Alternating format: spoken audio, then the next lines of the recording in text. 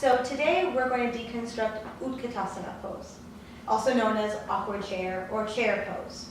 And this particular asana is taught often in class as a transition posture, especially when twisting. Now I'm going to show you how it's traditionally done, and then I'm going to show you the smarter yoga way to do this pose. So Susanna, you're going to keep your feet together, knees together, and you're going to get into a small squat, arms up, and this is chair pose. Now I'm going to ask for her to go into the traditional twisted chair where she takes the fingers together and is going to revolve to the right.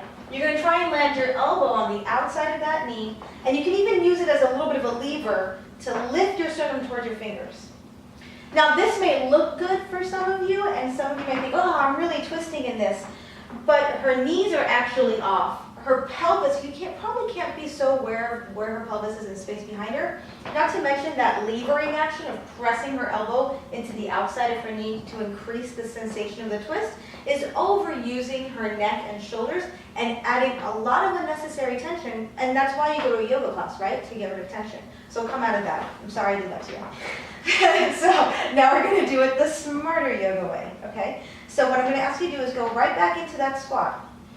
You're going to take your fingertips towards your sternum. You're going to keep your thumbs on your sternum this time, and it's a way to let yourself know where you are in space.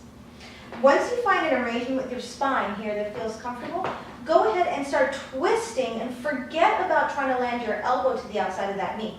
Maybe for some of you it's possible, but not if you're going to disconnect the hands. The thumbs stay on the sternum the entire time.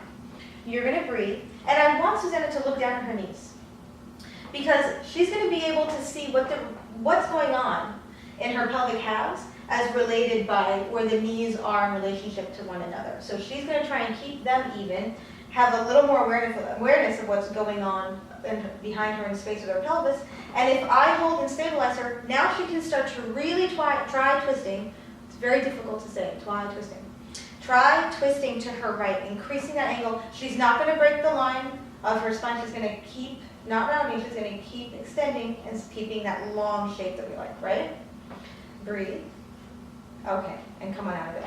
And that may not have looked as big from the outside in terms of a twist, but actually is going to utilize more. Do you feel more of your deeper core, what we consider a core, and pelvic floor in that sense? Yeah. And no neck tension. So that's it. Smarter yoga chair pose.